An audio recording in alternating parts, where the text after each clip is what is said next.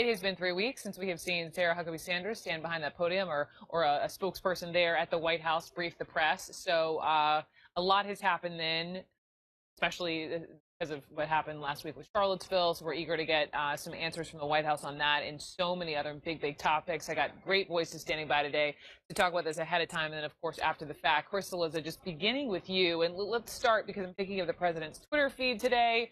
I'm thinking of, the still continued attacks on his teammate, right, on the Senate Majority Leader Mitch McConnell, and how, early this morning at that breakfast, he likened himself to, what was it, a cemetery groundskeeper, but still, he's very careful, at least publicly, not to lash back out at the president, sort of like, nothing to see here, move along. Which is, Brooke, his way, right? I mean, Trump and McConnell are oil and water, just personality-wise. Trump is a showman. Trump is a provocateur. McConnell is a behind-the-scenes strategist, essentially. So they're very different stylistically. But the thing that no one has denied, and this is important, is that they don't talk and haven't for a while now. Look, it's the Republican president of the United States and the Republican leader of the Republican majority in the Senate. That's a big deal. And they're not talking, but Donald Trump continues to go after Mitch McConnell on health care. Remember, Donald Trump, not that long ago, left open the question of whether Mitch McConnell should consider resigning if he doesn't get more done. Now he went after him, albeit obliquely, on Tuesday in Arizona, now on Twitter. But how much of this really, Chris, is about healthcare versus, as we discovered in the New York Times reporting on that, contentious phone call back on, what was it, August 9th, all my days are running together, that it was really about he was jerk because he didn't cover him on Russia? I think yes, I think Russia is a big part of it. I think healthcare is a big part of it. I think it's broader than that. I think it's a fundamental misunderstanding on the part of Donald Trump, and he's shown this well beyond his relationship with Mitch McConnell. It's a fundamental misunderstanding how the president interacts with the legislative branch. Donald Trump doesn't understand why everyone doesn't work for him. Why aren't you not doing what I told you to do? It's not a big company. These people were elected in their own right. He is not their boss. He's never really understood that. Frankly, I'm not sure he ever will understand it because he doesn't want to. He likes the other model better. But so I think it's broader than, yes, it's about Russia, but it's about, why did you not cover me? Why did you not look out for me? I'm your guy. And, right. And that's something that's sort of run through it all, a fundamental misunderstanding of how you convince people to get on your side. We saw that during the healthcare debate. And then how do you work with people? How do you find ways to work with people who you don't have all that much politically or otherwise in common with, like Mitch McConnell? So we'll listen to see how the White House defends the president's continued public berating of the Senate Majority Leader, and also, criticizing Paul Ryan as well on Twitter today. Juana Summers, I mean, a lot's happened in 3 weeks since we've had our last briefing. What else will you be listening for?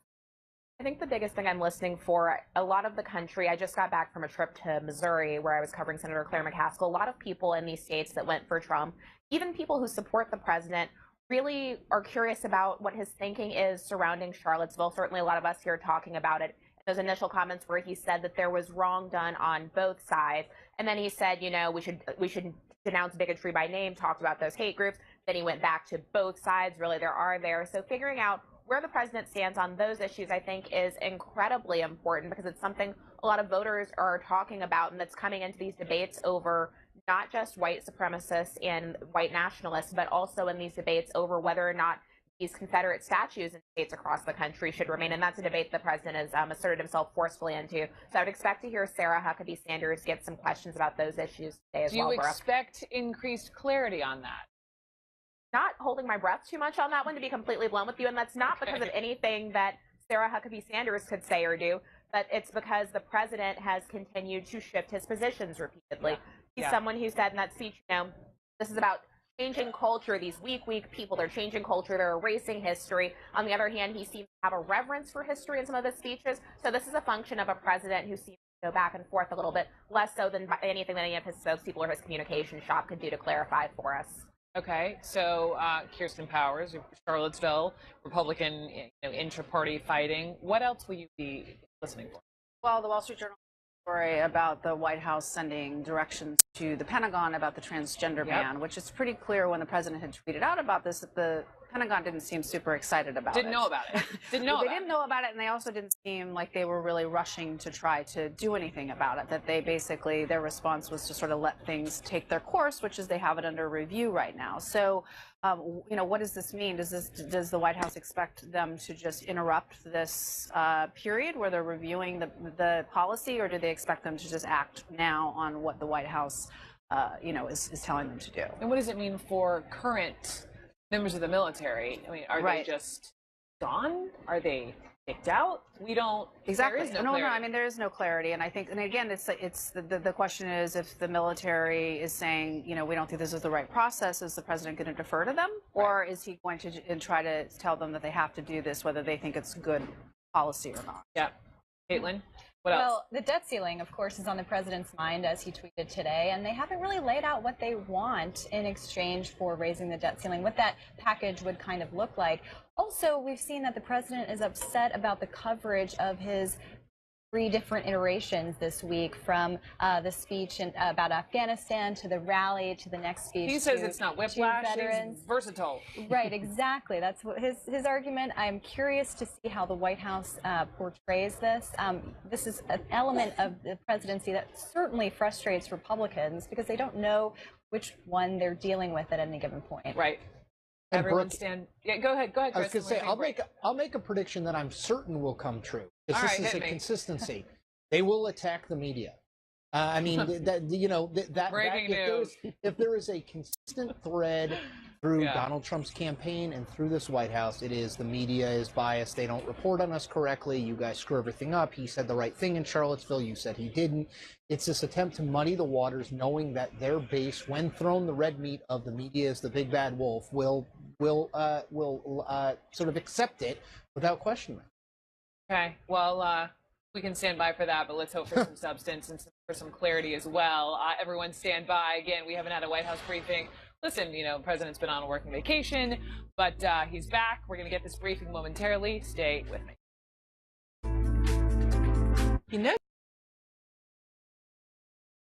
One of the stars of the hit reality show Duck Dynasty says it is time for President Trump to get out of fight mode and start unifying the country. Corey Robertson's husband was a vocal supporter of Trump during the campaign, even speaking at the Republican convention. She is also a mom of 6 children, one of them biracial. In the wake of Charlottesville, she is speaking out to CNN special correspondent Jamie Gangel about the controversial remarks made by the president. Also, she's talking about why she decided to retweet former President Obama's response to the deadly attack. I retweeted it because I think it just kind of felt like goodness was kind of winning the day, on social media. To see something that was like positive and that's truth, it just felt like light was winning. I thought, I'm going to retweet that as well. Willie, your husband was one of the early supporters of Donald Trump, and you have publicly said that there were a lot of family discussions during the campaign. What were you considering?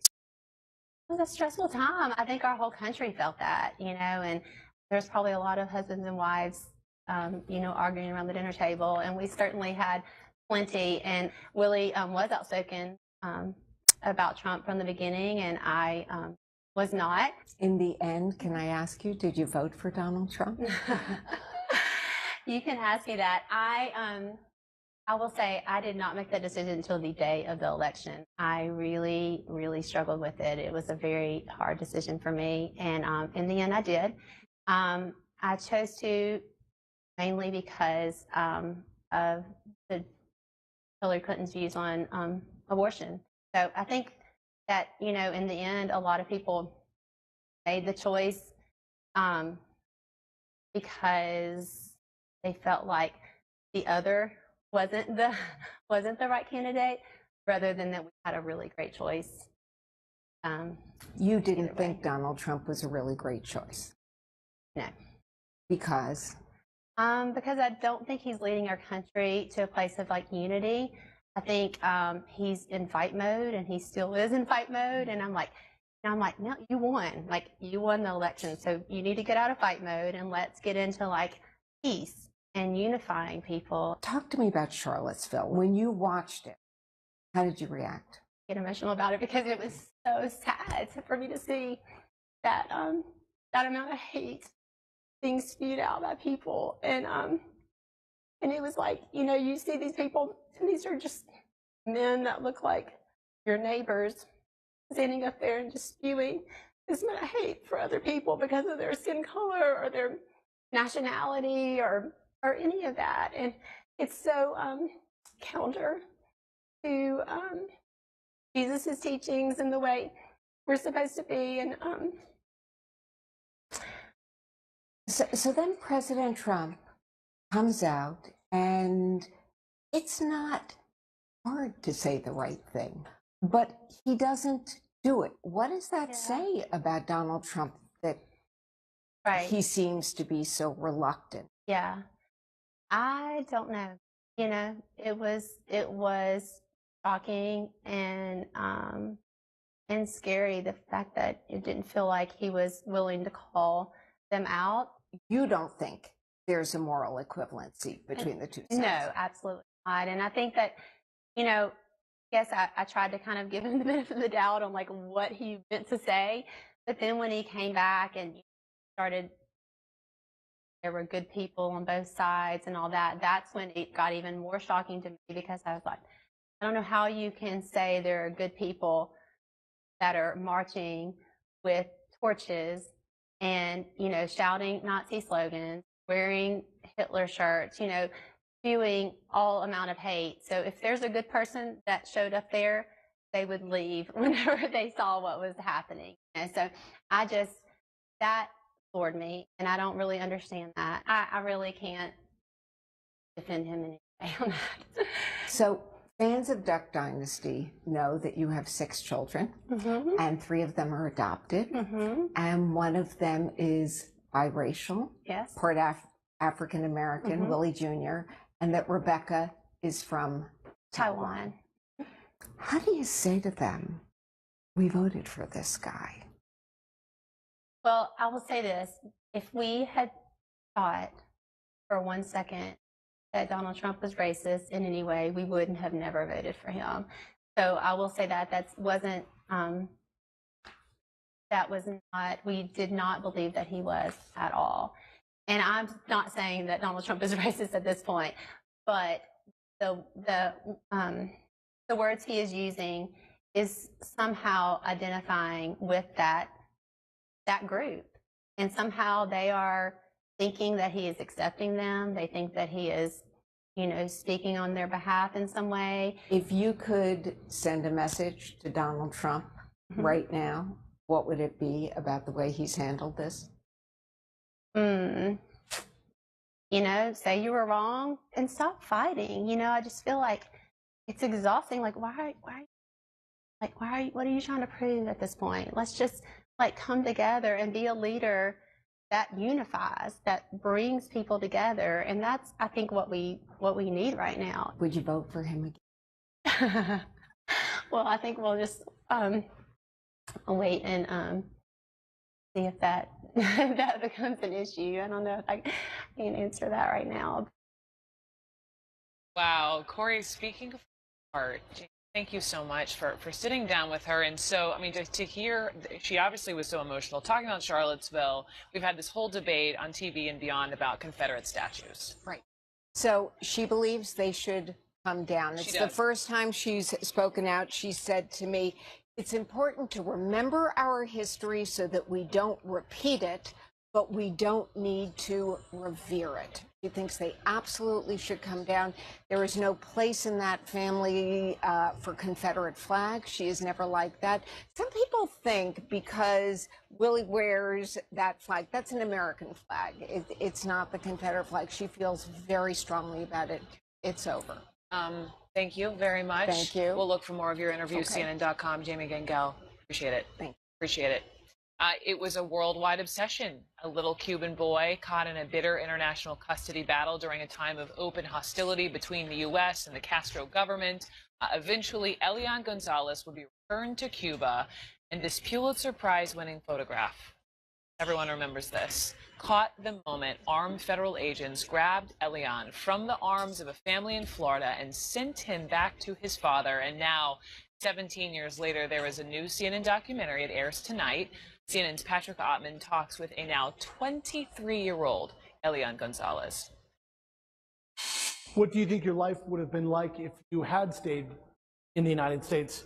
Creo que hubiese sido una imagen insignia de ese grupo de cubanos en Miami que trata de destruir la revolución, que trata de hacer ver mal a Cuba. Y me hubiesen utilizado para eso. Tal vez sería, no sé, actor de televisión o tal vez tuviese más de dinero del que tengo aquí o más comodidades, pero no tuviese a mi familia, no tuviese a mis amigos, no tuviese la tranquilidad que tengo aquí en Cuba. Yes. Now, Tim Golden, the director of the CNN film Elian, I mean, we all remember in the moments in '99, everything else, to bring it forward now, 17 years later. Why tell his story now?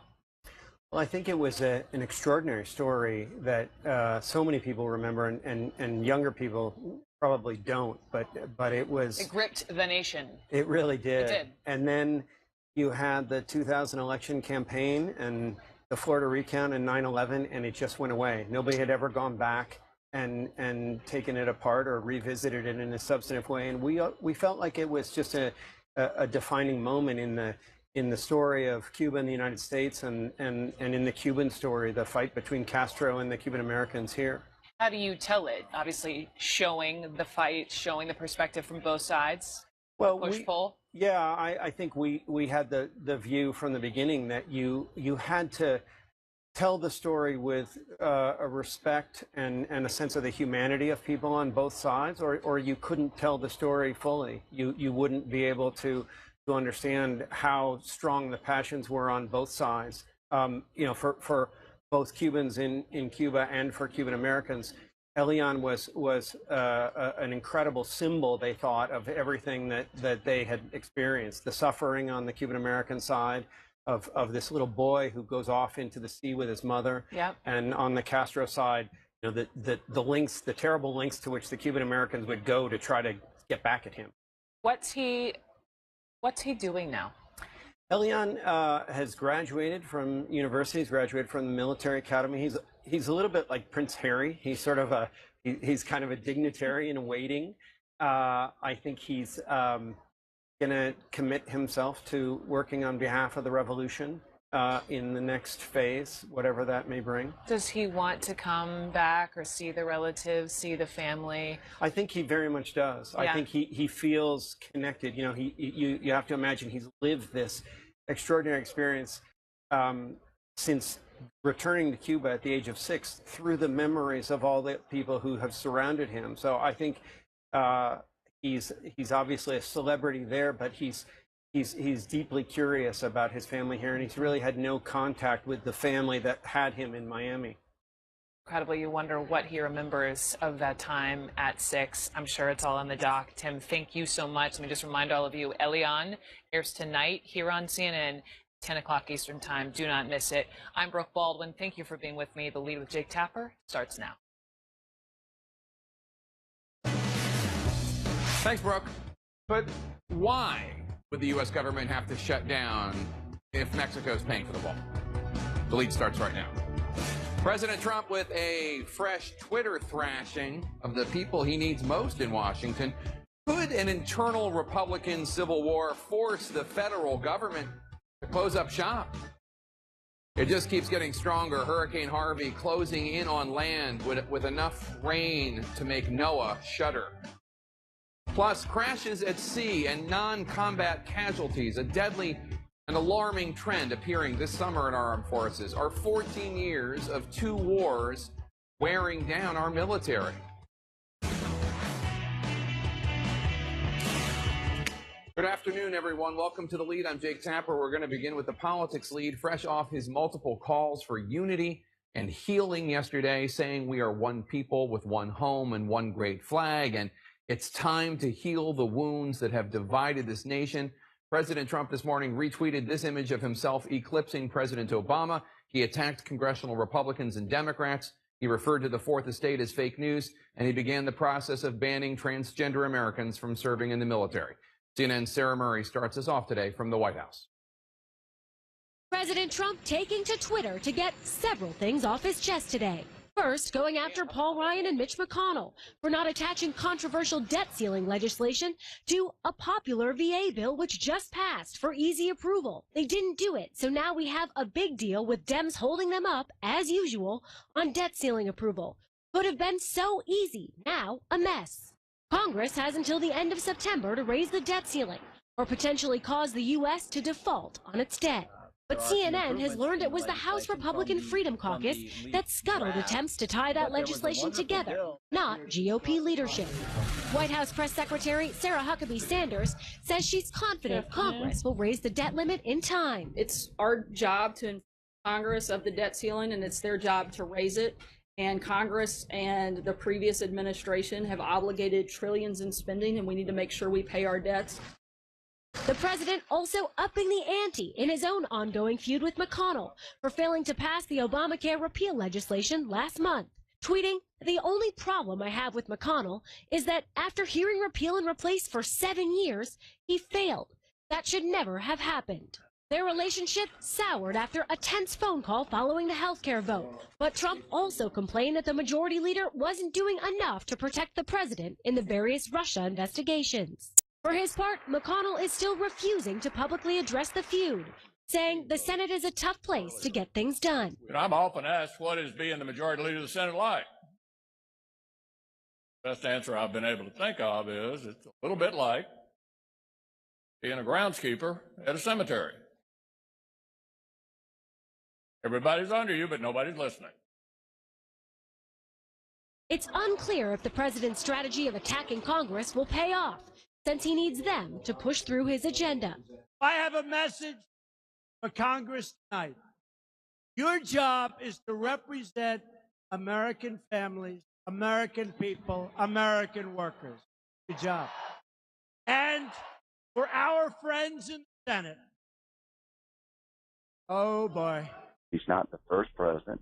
He's the bully pulpit to try to push the country in a particular direction or to keep his base on board.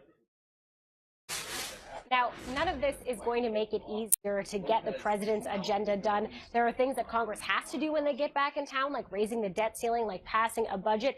But the president has also made it very clear he wants to see tax reform done as soon as they get back. The White House says they still hope to have more details on that next week. We will see when members of Congress get back in town how willing they are to work side by side with the president. Jake. All right, Sarah Murray, thank you so much. Joining me now to talk about this all, former Secretary of Defense under President Obama, Leon Panetta. Mr. Secretary, thanks so much for coming on the show. Nice to be with you. So this week, the former Director of National Intelligence, James Clapper, questioned the president's fitness for the job. Senator Bob Corker, a Republican, said that the president hasn't demonstrated the stability or competence to do the job. Now, this afternoon, on the Corker comments, White House Press Secretary Sarah Huckabee Sanders said Corker's comments were outrageous and they wouldn't even dignify it from the podium. Do you think questioning the president's competence and stability is outrageous? Well, obviously, a press secretary for the president has to come back with that kind of response. I think that's pretty much what press secretaries have to do when there's criticism coming regarding the competence and stability in the Oval Office. Having said that, you know, the reality is, and I have a tremendous amount of respect for Jim Clapper and for Bob Corker. I think they're both patriots. They both care about this country. They've raised concerns that a lot of people have about, you know, whether or not this president really understands what being president is all about and whether or not he can govern this country with a degree of good judgment and competence. Those are real issues that I think have to be raised and have to be debated. Do you share those concerns? Oh, there's no question that there's a lot of concern about whether or not this president really understands what governing is all about. I mean, I wish he would just take the time to look at past presidents and what it takes to really govern this country. You know, past presidents who've been successful have focused on the priorities that they want to accomplish for this country. They've been willing to reach out to this country and unify it behind those priorities. They've been working. They will work with the leadership in the Congress to work with them to get those priorities adopted. They'll present legislation to the Congress, and they'll work to try to get members to vote for that legislation. That's what governing is all about. That's what FDR did. It's what LBJ did. It's what Ronald Reagan did. This president, on the other hand, kind of rejects that and takes the approach of governing by chaos, governing by pitting one group after another, by blaming one side or the other, by using kind of outrageous comments like shutting down the federal government over a wall. I mean, those are the tactics that create chaos. And very frankly, it doesn't work very well when it comes to governing our country. There's a poll out yesterday from Quinnipiac that shows about 7 in 10 Americans do not think the president is level-headed. Just to define level-headed, that means rational or showing sound judgment. You are former Secretary of Defense, a former CIA director. You know how important the job of president is and how much power is in the hand of commander-in-chief. Do you think President Trump is up to the task? Do you think he's level-headed? Well, you know, there are a lot of people who have worked with Donald Trump in the past who recognize the kind of tactics that he uses, but at the same time think that deep down there is some kind of rationale for what he's trying to do. I think he takes the basic approach he did when he was a developer in New York, which is basically to try to bully people, to criticize them, and to somehow, by doing that, force them to do what he wants to do. That's the tactic he used then. It's the tactic he used when he ran for election. And now he's trying to use that same tactic as president. He thinks that if he can criticize people, if he can blame them, if he can undermine them, that somehow as a result of that, they will respond to whatever he wants them to do. It's not working. And that raises a lot of concern about whether this president, as president, is going to get anything done that this country needs in order to be able to be a strong America. After General John Kelly was appointed President Trump's new chief of staff, you wrote an op-ed about when you became chief of staff to President Bill Clinton in 1994, which was also a fairly chaotic White House at the time, although for many different reasons. And you wrote, quote, "Too little discipline, competing centers of power, a weak chain of command, haphazard access to the Oval Office, leaks, and a lack of focus on a unified message or priorities were what the two White Houses had in common." How do you think John Kelly's doing so far? Well, John Kelly is somebody that I respect a lot. He was my military aide when I was Secretary of Defense, and he's a good Marine, and he cares about the country. I think he's done a pretty good job in trying to establish better discipline within the White House staff, establish a strong chain of command so that you don't have a lot of people running into the Oval Office around him. I think he's done a pretty good job trying to establish that. He's obviously, he doesn't have Bannon around, he doesn't have Scaramucci around, so he's trying to get some clear-headed people working for him in the White House. I think the biggest problem he has, frankly, is with his principle. I had a president, President Clinton, who was willing to work with me in trying to establish better discipline. He wanted to do that. He wanted to learn what was important in terms of being able to be a good president of the United States. I think the real question is whether or not this president really wants to learn, really wants to discipline himself so he can be a good president. That's the problem that John Kelly's dealing with. All right, Secretary Panetta, stick around. We'll be right back. The Lead with Jake Tapper is brought to you by... Okay, a monster storm is barreling towards Texas. Hurricane Harvey is forecast to make landfall tonight as a powerful Category 3 hurricane. Harvey could dump as much as 2 to 3 feet of rain in some areas, fueling very real concerns over life-threatening flooding. So CNN's Nick Valencia, he's live in Corpus Christi, Texas, where it is hitting. He has the latest for us. What's it like at this hour, Nick? Talking about those severe weather conditions, Allison, the story here all morning long in Corpus Christi has been that intense wind that has just picked up hour by hour since we've been out here. We've yet to see major storm surge, but take a look at this. On the bay of this bank here, this seawall, seen this water start to inch up these steps as the hours have progressed throughout the morning.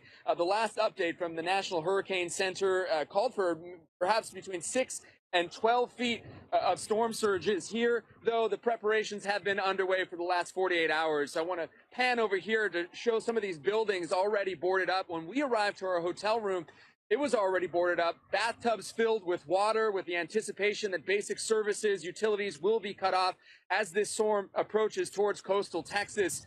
The experts are saying that this is going to be a very dangerous one, perhaps the likes of a storm that we have never seen before. David, Allison? Nick, thanks so much. We were also seeing just before that some of the rain bands starting to hit in Houston as well, some of the flood-prone areas where there's so much concern. Earlier on New Day, we spoke with President Trump's FEMA Administrator Brock Long about how dangerous this storm is. Listen. Texas is about to have a very significant disaster. What concerns me the most right now is whether or not people have heeded the warning that local county judges have put forward. If they have not, their window to evacuate is rapidly coming to a close. Specifically, I'm very worried about the storm surge coastal flood inundation aspect. Storm surge is the unforgiving hazard. It has the highest potential to kill the most amount of people and cause the most amount of damage. On top of that, as this system moves in for over the next 5 days, we're looking at a very significant inland flood event over many counties, which is going to be a sizable event. Joining us now on the phone is the former FEMA Administrator David Paulson. He served under the Bush administration after Hurricane Katrina hit and was a fire chief in Miami when Hurricane Andrew destroyed the area 25 years ago this week.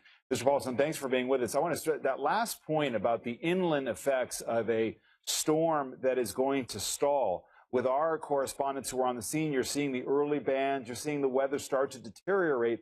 It doesn't yet look as dramatic as it will ultimately be on the coast, but then the cumulative effect of a storm that stalls is what has to be so worrisome. Yeah, that's correct. It's they're going to have to be very careful. It's a very low-lying area, and once the storm moves ashore, the storm is not over. They're going to get a tremendous amount of water.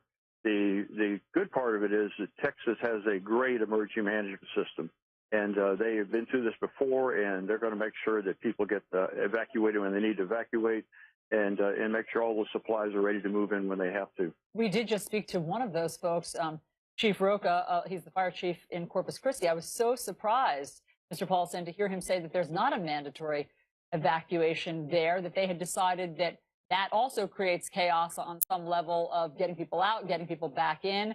And so their teams are poised, their go teams, as he called them, poised to have to go rescue people. What do you think is the biggest concern at this hour? Well, if they hadn't started evacuations already, then now's the time to kind of hunker down. But the local are the ones that have to make that call. You can't make those calls from afar. But again, Texas got a great emergency management system. The thing that concerns me is are the individuals prepared? There are some people who can't take care of themselves, and those are the ones that government should be taking care of. But those of us residents that are in storm areas, like I live in South Florida, there's some personal responsibility to take care of ourselves and our family for 3 or 4 days after a storm makes landfall. And I'm hoping that the people there have done that. Mr. Paulson, it's always important to ask about lessons learned. You've got the experience of Hurricane Andrew, which was a Category 5 storm, had tremendous wind damage as a result of that and the devastation. But then the experience of something like Katrina, which presented one way initially and then became more devastating. So what lessons do you draw from these experiences that impact how you think about preparedness now? One of the things we really learned in Hurricane Andrew is we have over 100,000 homes destroyed. And why did they come apart? Why did those buildings fail? Because some of them were brand new housing. And so we very carefully looked at why those buildings failed, and we changed our building codes to adapt to that type of an environment. But I haven't seen that across the country. We only have 16 states in the United States with statewide building codes that are enforced. So there's an opportunity there to look at those lessons learned that we learned at Andrew and Katrina and other hurricanes, and just go back and do those mitigation efforts. Right now we're spending 14 times more money on the disaster side as opposed to the pre-disaster side. And we need to change that formula around, because the way we're doing business right now is simply not sustainable. With the cost of Katrina and then Sandy and now this storm coming in, the costs keep going up and up and up. And we have to start doing something on the pre-disaster side to make sure that when the storms do come in, and they are going to come in, that our homes and buildings and offices and places where we live and work actually survive the storms. Now, that's a great point, to be more proactive rather than reactive. But as we watch what's about to hit Texas, we'll have to save that conversation for another day. David Paulsen, thank you very much for bringing all of your experience to us this morning. Yeah, thank you guys. Doing a great job on the show. Thank you. So Texas's Gulf Coast is bracing for this direct hit.